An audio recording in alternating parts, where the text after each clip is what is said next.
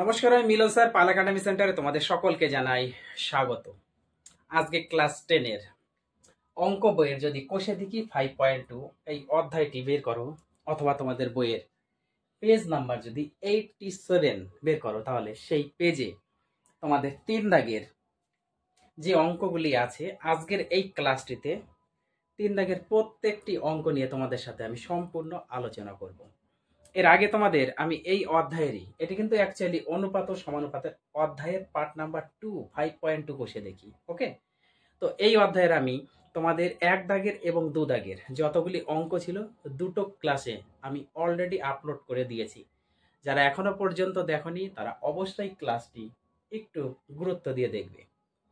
আর আজকের এই ক্লাসটি শুরু করার পূর্বে তোমাদের কাছে আমার ছোট্ট একটি রিকোয়েস্ট, যারা আমার চ্যানেলে নতুন দেখছো, এখনো পর্যন্ত চ্যানেলটিকে সাবস্ক্রাইব করনি, তারা অবশ্যই চ্যানেলটিকে সাবস্ক্রাইব করে পাশে থাকা বেল আইকনটিকে একটু প্রেস করে রাখবে। এবং যারা আমার প্রোফাইল থেকে ক্লাসগুলি দেখছো, তারা অবশ্যই আমার ফেসবুক প্রোফাইলকে একটু ফলো করে রাখবে।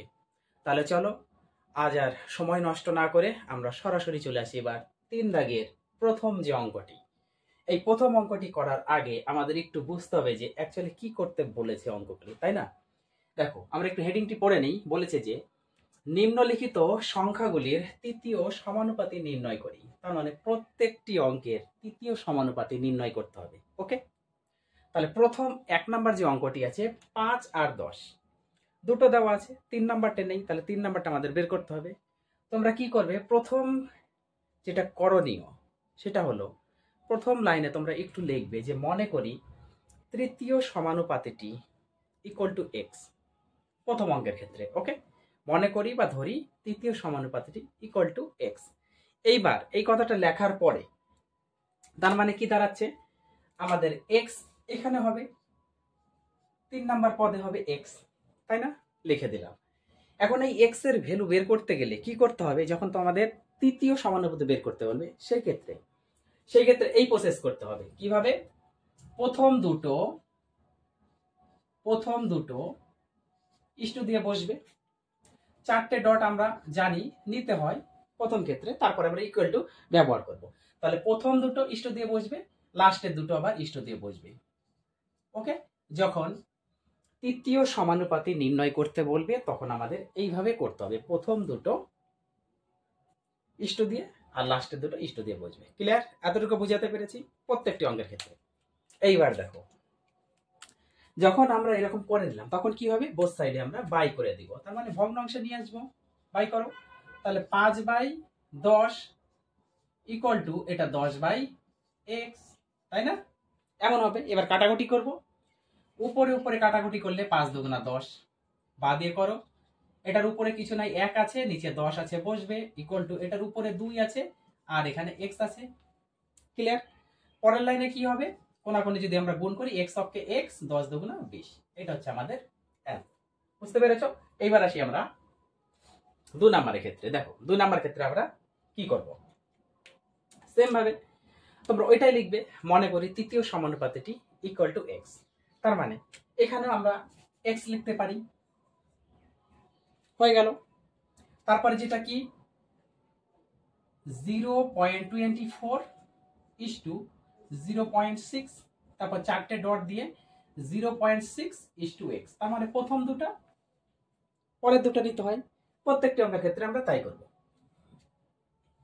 একটু বা দিয়ে করি, তাহলে 0.24 বাই দিয়ে কত, আমাদের 0.6,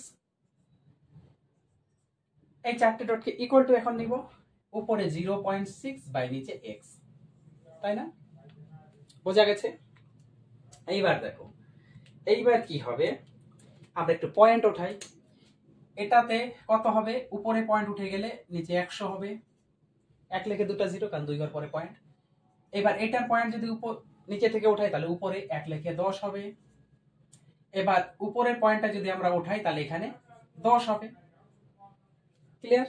এতটুকু তো কোনো সমস্যা নেই। দেখতে একটু বেকট লাগছে, এই জন্য আমরা কি করব, এই দিকের এবার সবগুলো হাটিয়ে দিই। তাহলে উপরে থাকলো আমাদের 24 ইন্টু 10/6 ইন্টু 100, তাই না? এবার দেখতে সুন্দর লাগছে। ইকুয়াল টু এটা তাহলে উপরে শুধু 6 বাই নিচে 10। একটু কাটাকুটি করি, এই যে উপর নিচে কেটে গেলে একটা 0, এই যে নিচে 10 কেটে গেল। ওকে, আর এখানে কিন্তু একটা x আছে ইনটু গুণ হিসাবে, এই যে এই xটা। ওকে, পরের লাইনে দেখো 6 দিয়ে যদি আমরা 24 কাটি, 4 ছক 24, 4 হবে। এইবার উপরে আছে 4 বাই নিচে আছে 6 ইকুয়াল টু এটার উপরে কিছু নাই মানে 1 আর নিচে আছে x। এবার এটা 2 দিয়ে কাটবে, 2 দুগুণা 4, 3 দুগুণা 6, তাহলে এটা দাঁড়ালো 2/3 ইকুয়াল টু 1/x, তাই না?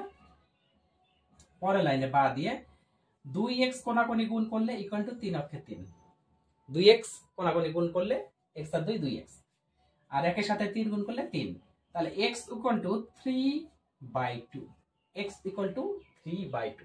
এটা হচ্ছে আমাদের 2 নম্বর অঙ্কের অ্যান্সার। বোঝা গেছে? এইবার আসবো আমরা এই যে 3 নম্বর অঙ্কটা দেখতে পাচ্ছ, এই 3 নম্বর সেম ভাবে তোমরা ওই কথাটা লিখবে যে মনে করি তৃতীয় সমানুপাতিটি ইকুয়াল টু x। ক্লিয়ার? তাহলে এখানে আমরা তৃতীয় সমানুপাতিটা যদি x ধরি, তাহলে এখানে x হতো, তাই না? x হতো, বোঝা গেল? তাহলে আমাদের এই লাইনটা হতো pq এর পাওয়ার 3 q square is to q square r, চারটে ডট হতো, তাহলে q square r is to x হতো। এমন করতাম আমরা, তাই না? এমন করতাম। এবার পরের লাইনে আমরা বাই করব, বাই করলে হবে বা দিয়ে একটু করি, তাহলে p এর পাওয়ার q আর q square by q square r equal to উপরে q square r by x। একটু কাটাকুটি করো, একটু কাটাকুটি করতে হবে। এই যে q স্কয়ার মিলে গেল, কেটে দিব, আর কিছু মিলছে না। তাহলে পরের লাইনে আমাদের দাঁড়াচ্ছে এখানে pq by q square r equal to উপরে r বাই নিচে x। পরের লাইনে যদি আমরা একটু কোনাকুনি এবার গুণ করি, x এর সাথে pq যদি গুণ করি, তাহলে x ইনটু pq হিসাবে থাকবে ইকুয়াল টু q স্কয়ার, এই একটা আছে এখানে, আর একটা এখানে একটা, তাহলে r এর পাওয়ার 2টা। পরের লাইনে আমরা পাচ্ছি x ইকুয়াল টু এইখানে q square r square by নিচে pq, এই যে pq সেটা নিচে চলে আসবে। এটাই হচ্ছে অ্যান্সার। বুঝাতে পেরেছি? এইবার আসি আমরা 4 নাম্বার অঙ্কটা, একটু গুরুত্ব দাও। এবার দেখো সেম ভাবে তৃতীয় সমানুপাতি আমাদের বের করতে বলছে, তাহলে তৃতীয় সমানুপাতি এখানে এক্স ওয়াই অলরেডি দেওয়া আছে, তাহলে আমরা এক্স ওয়াই ধরবো না, অন্য কিছু ধরবো। এখানে এ ধরে নিই, মনে করি তৃতীয় সমানুপাতি ইকুয়াল টু এ। কোনো সমস্যা? কোনো সমস্যা নেই। তাহলে আমাদের এমন হতো x minus y is to x square minus Y square, তার হোল স্কোয়ার হতো, চারটে ডট হতো, x square minus Y square তার হোল স্কোয়ার হতো ইস টু এ হতো। এটাই তো ছিল, তাই না? তাহলে এটাই যদি হতো, তাহলে আমরা পরের লাইনে কি করতাম, তো বা দিয়ে দেখো x minus Y by X square minus Y square তার স্কোয়ার হতো ইকুয়াল টু এটা X square minus Y square তার স্কোয়ার হতো, বাই দিয়ে নিচে এ আসতো,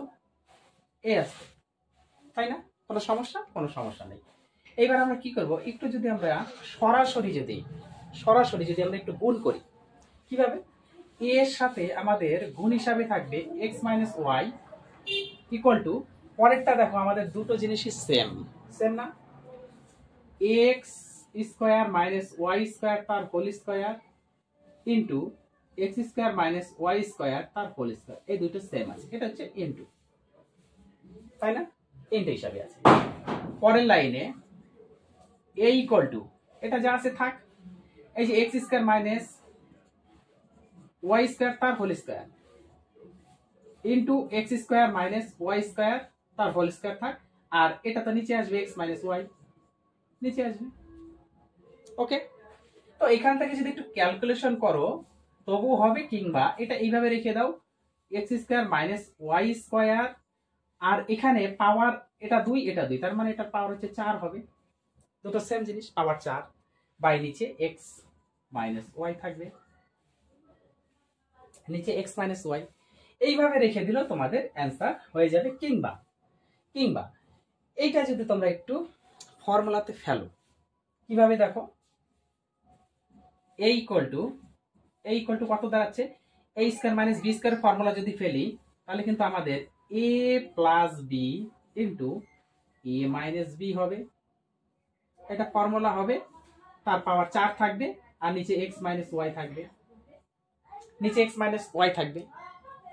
পরের লাইনে যদি আমরা করি বা দিয়ে a equal to x plus y, তার পাওয়ার কিন্তু 4টা হবে, গুণ দিয়ে এক্স মাইনাস ওয়াই, তার পাওয়ার কিন্তু 4টে হবে, বোঝা গেল, বাই এক্স মাইনাস ওয়াই কিন্তু আছে নিচে। তাহলে এখান থেকে আমি একটু এখানে করি, এ ইকুয়াল টু উপরে দেখো 4টা থেকে এই যে মাইনাসের যেটা আছে 4টা থেকে একটা চলে যাবে, কাটাকুটি যদি করি তাহলে আর এই দাগটা দেওয়ার কোনো মানে হয় না, এই দাগটার কোনো মানে হয় না, এটা আমরা এইভাবে একটু মুছে দিই। তাহলে কি হবে দেখো, এটা আমাদের চলে আসবে যে উপরে এক্স প্লাস ওয়াই, তার পাওয়ার 4টে থাকবে, ইন্টু তার সাথে কিন্তু এক্স মাইনাস ওয়াই, তার পাওয়ার 3টে থাকবে, কারণ 4টে থেকে এখানে একটা যেটা আছে কাটাকুটি করলে চলে যাবে, তাহলে 3টে থাকবে না। তাহলে এর ভ্যালু দাঁড়াবে এক্স প্লাস ওয়াই, তার পাওয়ার 4 ইন্টু এক্স মাইনাস ওয়াই, তার পাওয়ার 3। এই হচ্ছে তোমাদের 4 নাম্বারের অ্যান্সার। বোঝা গেছে? আশা করি তোমাদের কোনো সমস্যা নেই। তাহলে 1 থেকে 3 পর্যন্ত যতগুলি আমি ক্লাস তোমাদের করালাম একটু তোমরা রিভাইজ করো। আমি আবার আসবো পরবর্তী পার্ট নিয়ে। তাহলে আজকের মতো আমি এখানেই শেষ করছি।